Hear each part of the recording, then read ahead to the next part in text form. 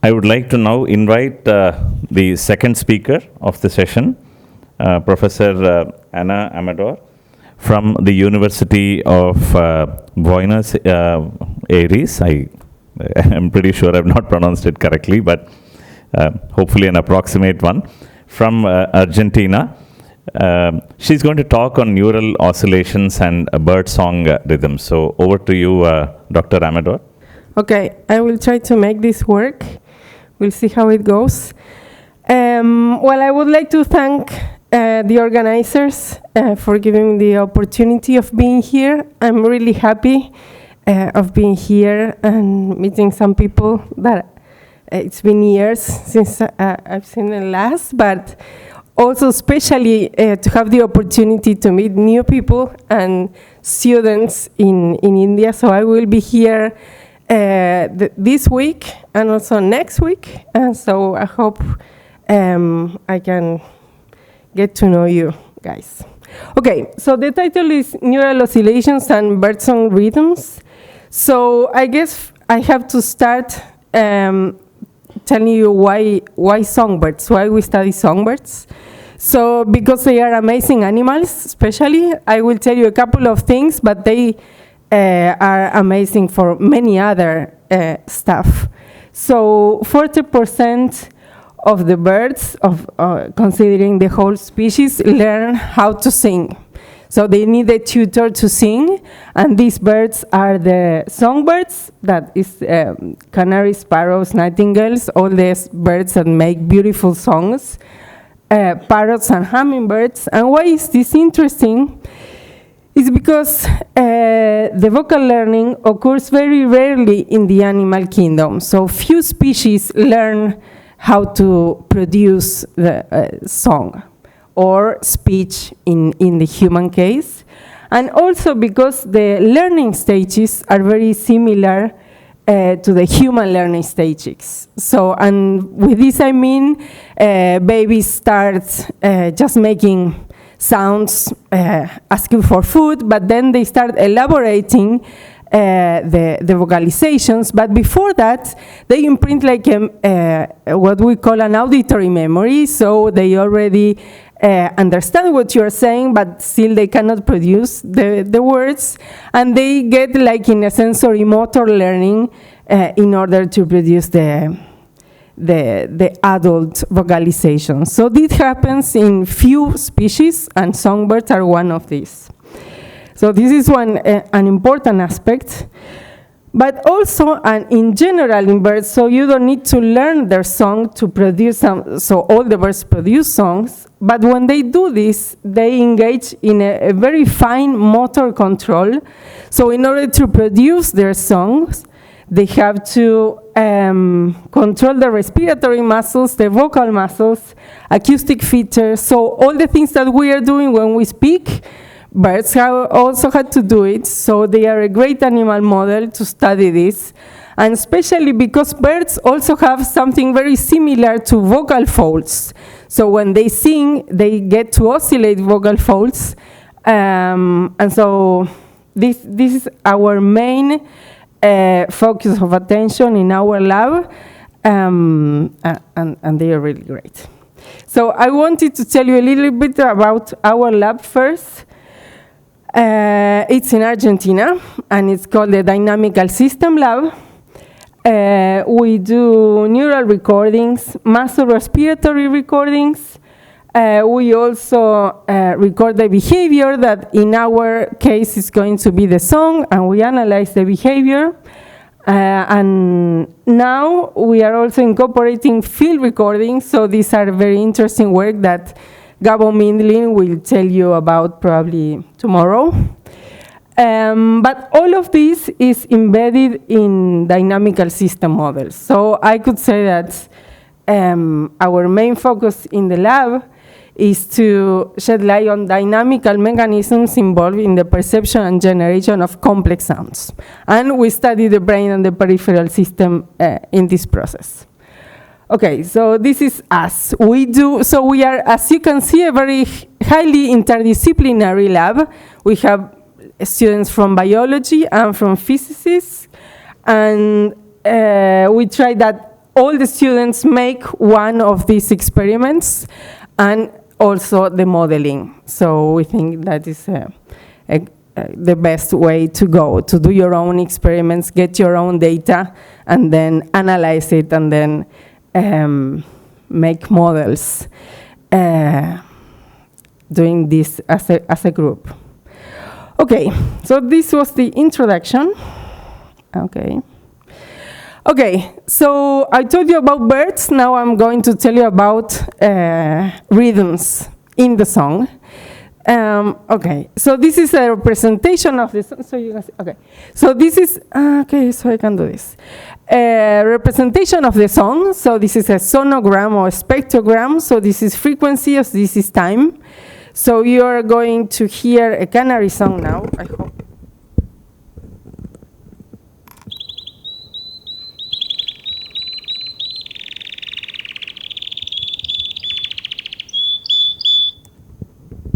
Well, sorry, that's okay.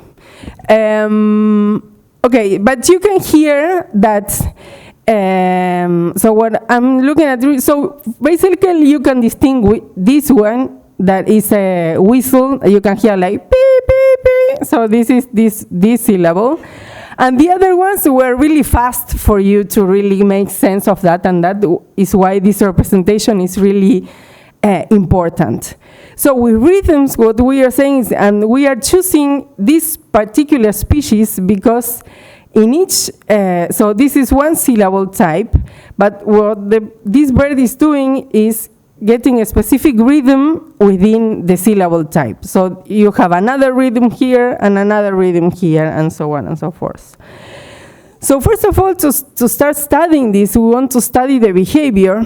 So we study the motor gestures that are used to produce their song. So this is the respiratory activity, air sac pressure. We measure, so birds have air sacs that where we can insert a fine cannula and a pressure transducer and record this activity while they are singing. So this is simultaneous recording. And this is really great because using this motor gesture, we can classify the behavior in a very nice way. So if we do PCA analysis, okay, you have a delay. Nah, this has been crazy. So I've been talking, I don't know what, okay, we have a little delay. It's crazy, okay. Okay, so PCA analysis, and you can see that you have 4 groups of syllables. And the interesting thing about this is that if you look at the acoustics, canaries can have like 20 or 15 syllables. It depends on each bird. But if you look at the motor gestures, you just have 4 groups. And why is that? You can see it in this syllable. So let's put these names. So we have these 4 groups, and we call it P1, P0, P2, and pulsatiles. These are related to, has the same names that they talked before, so it has to do with subharmonics. But I won't get into that. So this, for example, these P1 syllables, okay, so maybe I need to use the point. I don't know what. Okay, these P1 syllables, the ones that are like sinusoidal, they are here too. So here you have 2 types of P1s, and each one has a different acoustics. So we are not looking at the detail of the acoustic, we are looking at the motor pattern that was used to generate it, okay? So in this way, we have like 4 groups of syllables. And in this talk, we talk about P0 and P1. Before going to birds, I wanted to show you what happens with humans. In speech production, we also can see a specific rhythm in the speech production. So if you look at the envelopes of this is a sonogram of a speech and what is being recorded. But if you look at the, okay, this is so crazy. But if you look at the envelope, you can see a specific rhythm in the speech.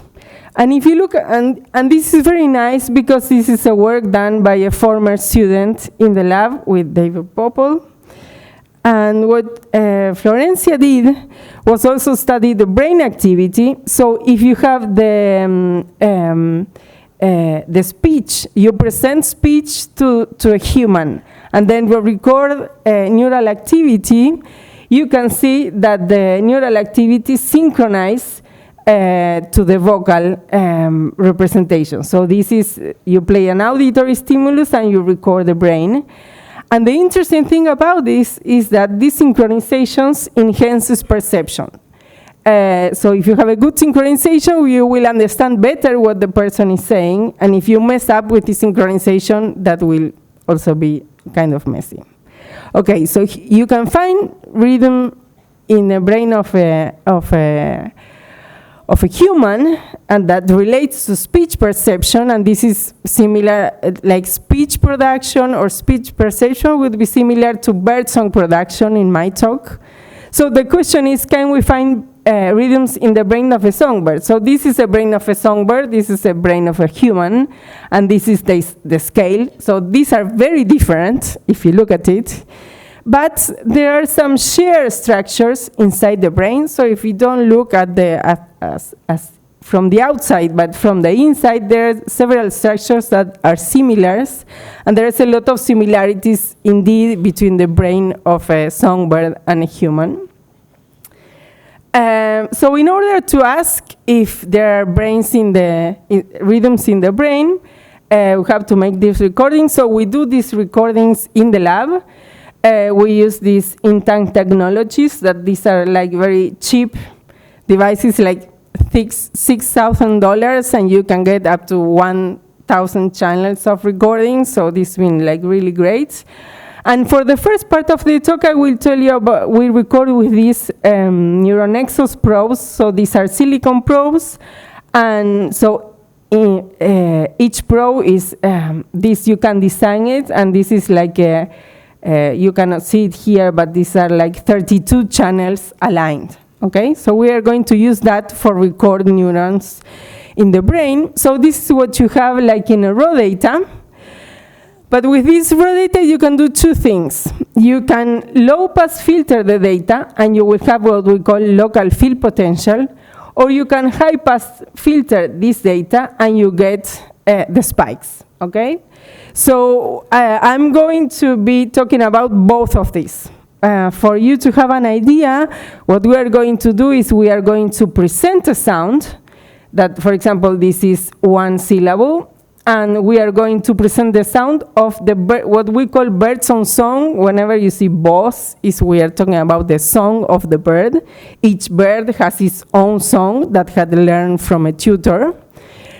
And when we present this sound, we can record different neurons. So these are different trials, and you can see the spikes here. And so you can see also that the neurons are firing whenever you present this syllable. So you can get with this complex signal, or you can get a threshold. And so here you can see different neurons. So we have a multi-unit recording, multi-unit activity. So this, you're seeing like big neurons and small neurons. This is because the neurons are from different distances from the electrode. So you have multiple neurons here, but if you don't care about that, and you can just put a threshold, so you can't count spikes, and you can get what we call a multi-unit activity profile.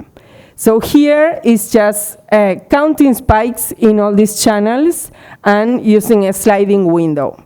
Whenever you see a peak in the multi-unit activity, it's because you have a lot of neurons firing synchronized, okay? Okay, so with this in hand, these are the neural recordings. So we present a song, so this is the whole song, not just one syllable. And this is so each panel, it's 20 trials, so we are presenting the song over and over again because of statistical matters. And this is a representation of what you see in each of the electrodes. And the first thing you can see is that this is really highly synchronized. So this is a representation of space, and you have a huge synchronization like in columns. So this is multi-unit activity, and you can see peaks where the neurons are well synchronized. And also you can look at the local field potential, and also you see that these signals are synchronized. Okay, so this is what we have when we record presenting the bird with a stimulus, and we wanted to know again if we have rhythms in the brain.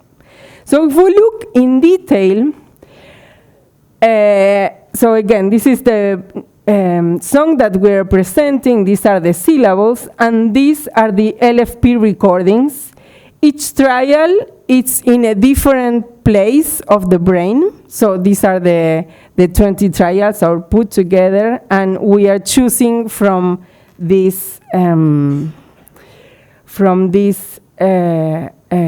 as this is all synchronized, we just kept the maximum amplitude channel, and so this is the maximum amplitude channel of that recording, and these are different places of the brain, so left hemisphere, right hemisphere, they are also well synchronized in space, but the really interesting thing here is that they are also synchronized with the behavior.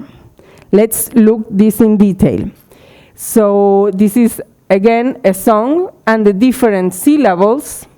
Here is a sonogram of the song, and you can. And here what we are showing you is the syllable rate of each different syllable. So, for example, this one is 16 hertz.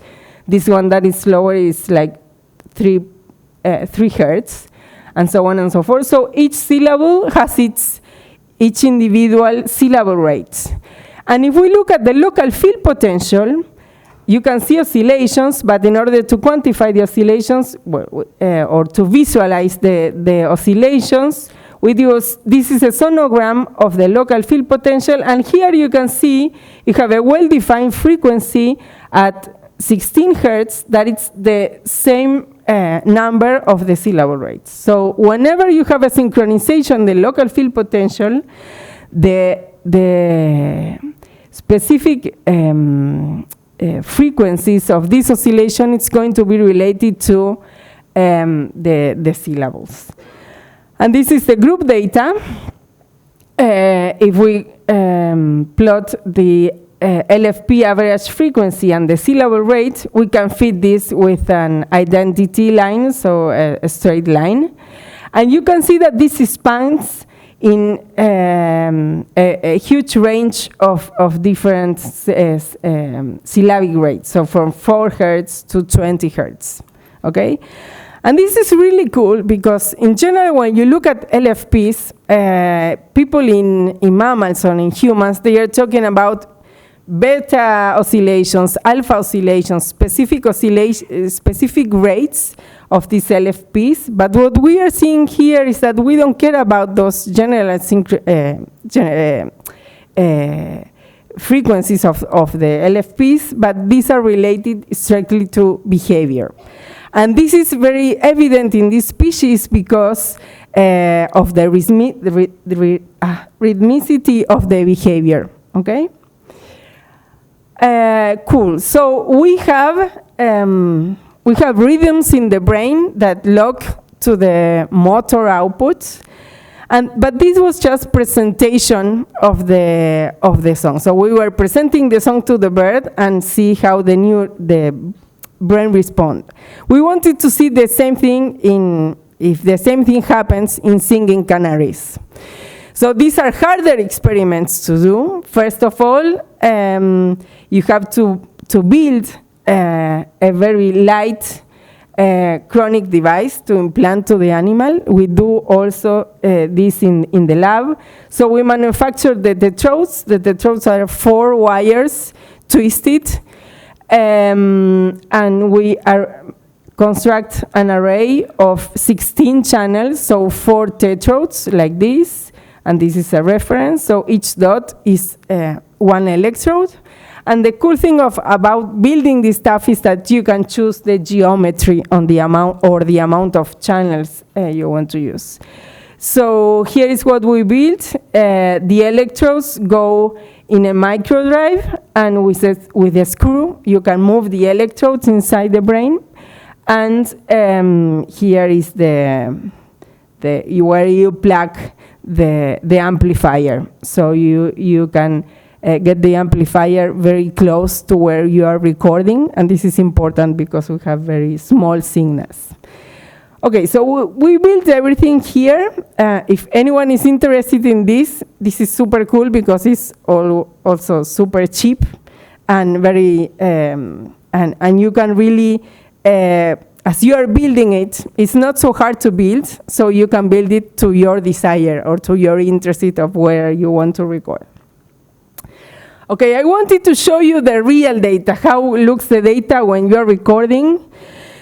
So this is what you see in the screen. So these are the 16 channels. So these are the 16 channels of this.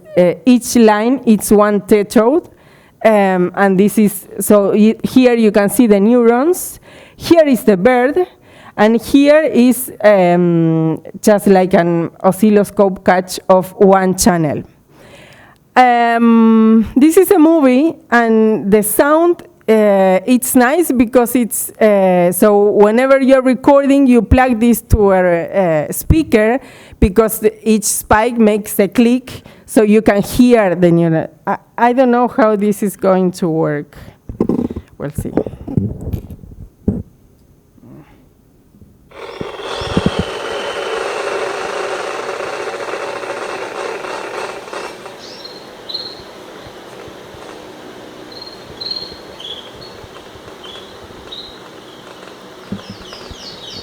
Okay, so what you can see,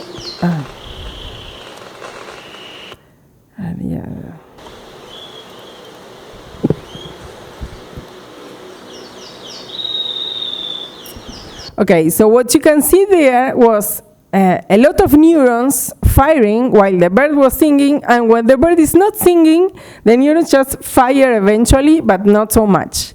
And you can even hear the rhythm, okay? Whenever this long whistle comes, you can hear like pa, pa, pa. So that is the rhythm in the brain. Let me play it back because I really like this.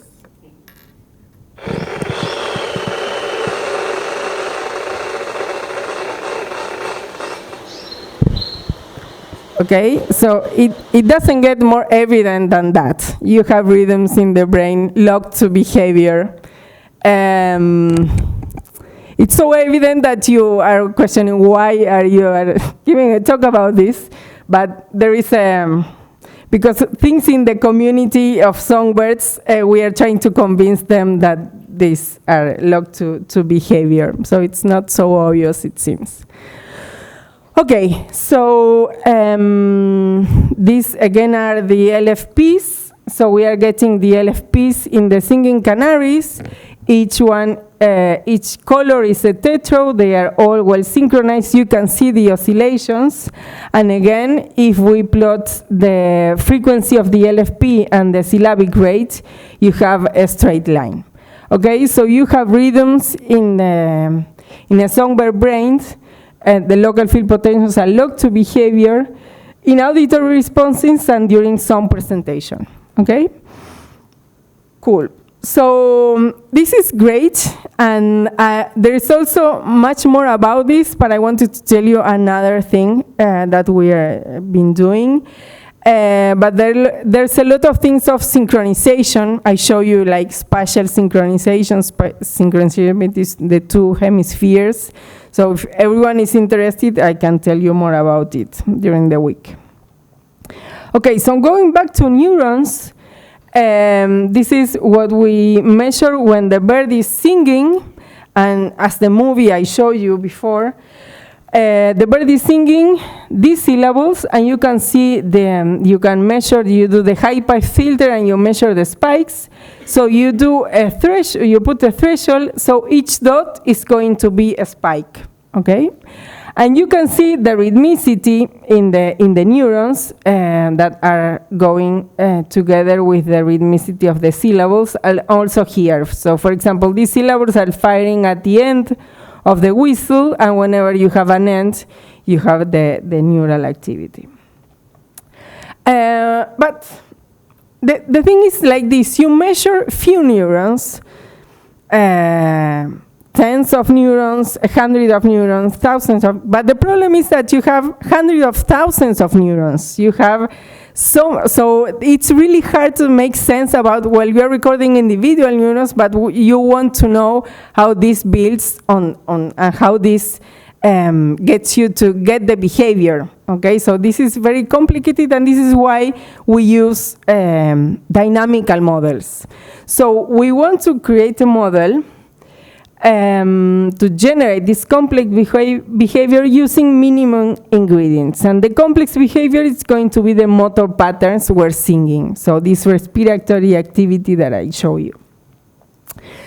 So how are these motor gestures generated? So this is a scheme of a brain, of a songbird brain with different nuclei, so different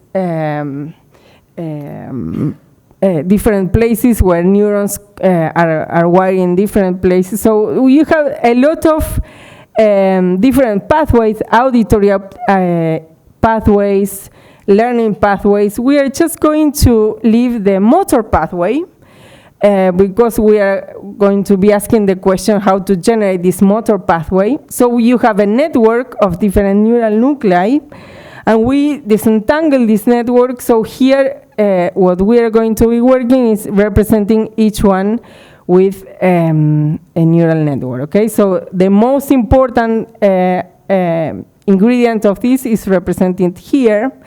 And what we are going to do is additive models for these neurons, and especially there are some neurons where are well described that you have excitatory neurons and inhibitory neurons.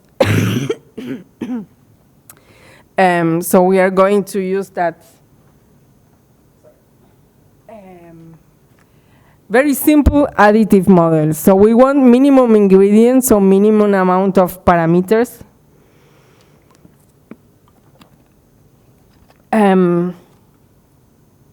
So this is nothing fancy.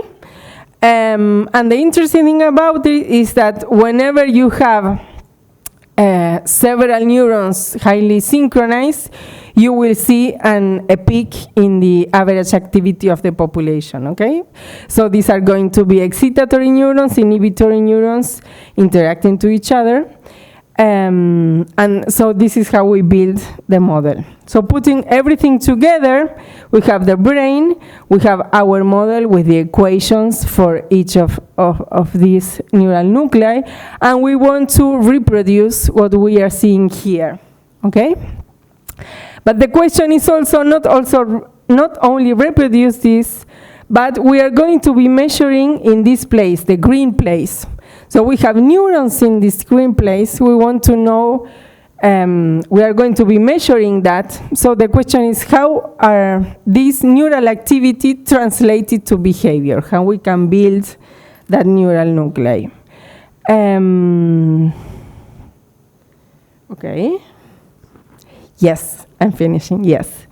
Okay, so this is what we record. So each color is a different neuron in a different syllable, and this is time.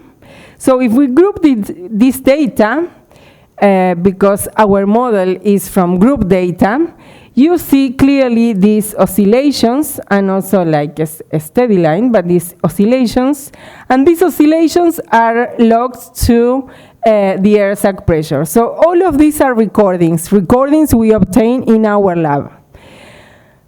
So in the model, we figured out how to do it. So we start with a pulse. This pulse is increasing in the dynamics with this excitatory and inhibitory population that it's translating to the screen region, and then you can get the P1 syllables. So we can get the behavior in the model, but also using the same characteristic of what we are recording, okay? So a specific peaks log to the rhythm of the syllables, and we can do that.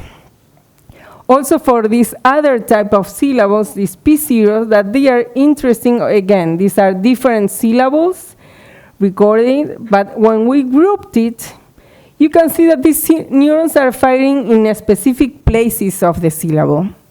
And this is the long whistle. So this is a short syllable, long whistle. So they are firing at specific places. And this was more challenging for the model, but we can do it all the way. So with 2 peaks, then this gets translated to this green region where we are recording. And so we can reproduce with these 2 peaks of the recordings, we can generate the same kind of shape that we are recording in the motor pathway. Note that here in the real data, they also use the neurons are firing at the end. In the model, we didn't need to do that. We can add it, but these are like the minimum ingredients. Okay, so with this, we could reproduce the neural activity that we are recording and the motor pattern. Okay, so this was one way of going from individual neurons to behavior, go through a dynamical system model. So my conclusions are, first of all, we highlight the importance of characterizing the behavior when studying vocal motor control in songbirds.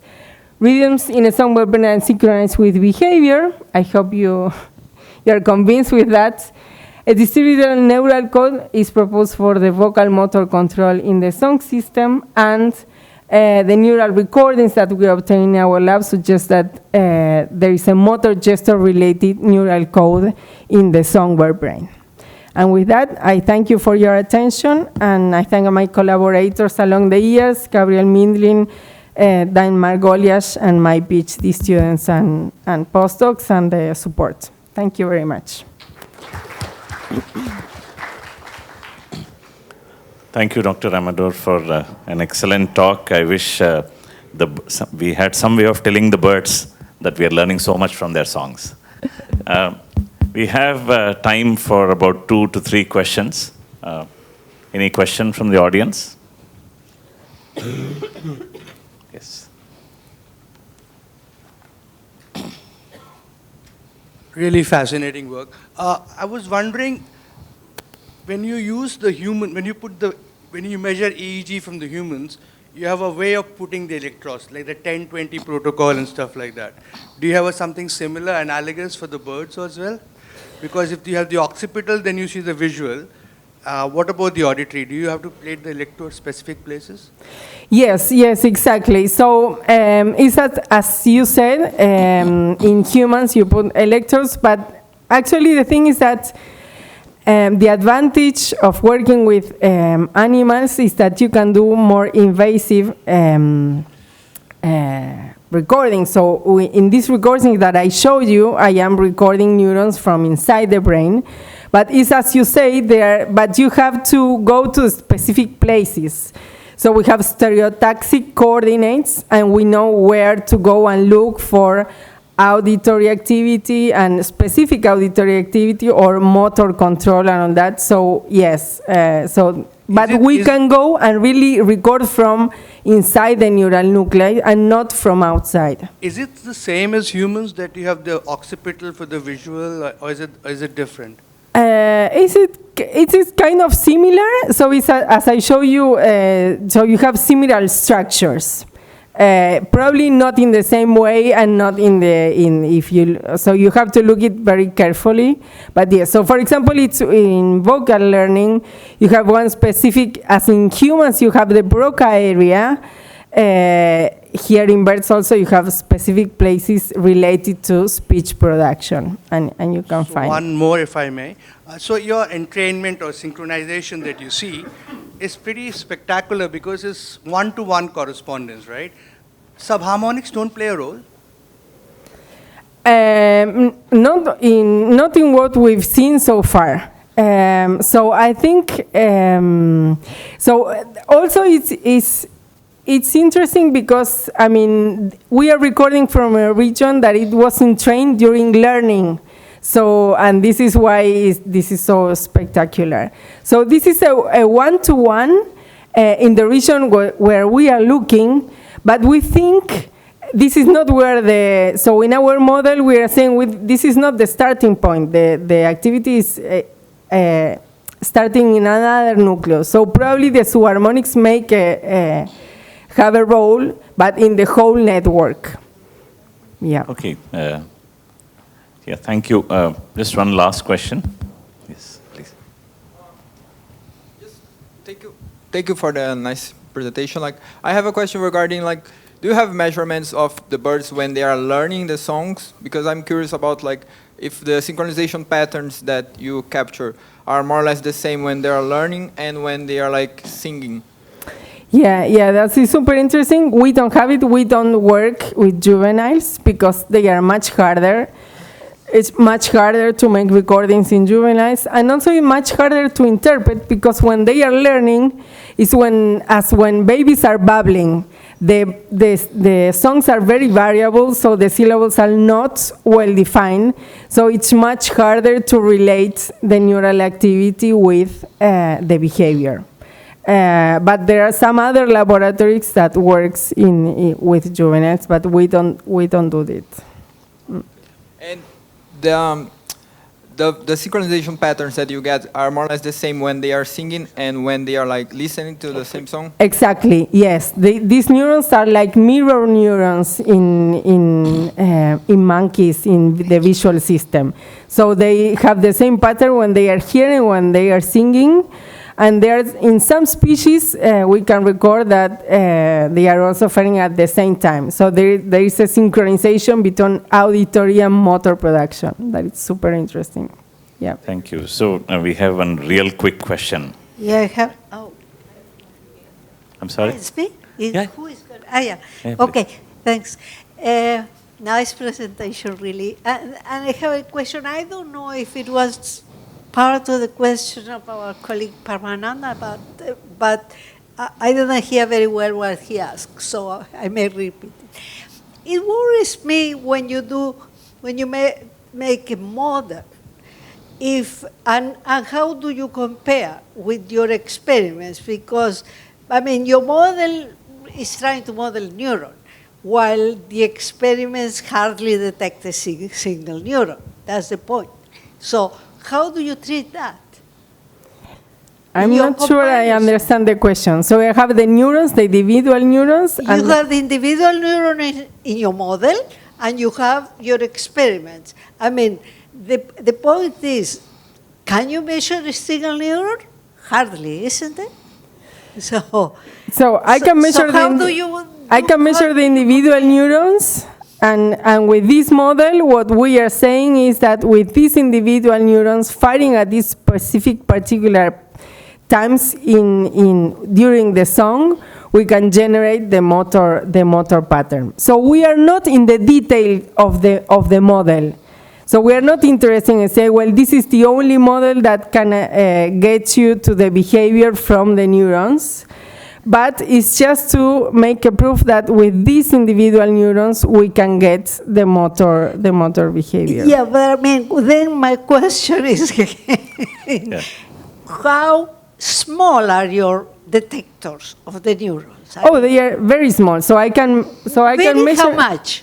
I mean, it's 12 microns. So each electrode, microns. Yes. So each electrode is 12 microns. Uh-huh. Yeah. So we can measure individual neurons. Thank you. Sorry. Yeah, we can discuss this later. Thank you. Thank you so much. And again, I will be here the whole week. So if you want to ask me, we can go to a presentation, other presentations. We have a lot of birds on campus. I'm sure you'll be interested in their songs as well. Okay. Thank you. We'll see. That's the channel. Thank you. Thank you very much.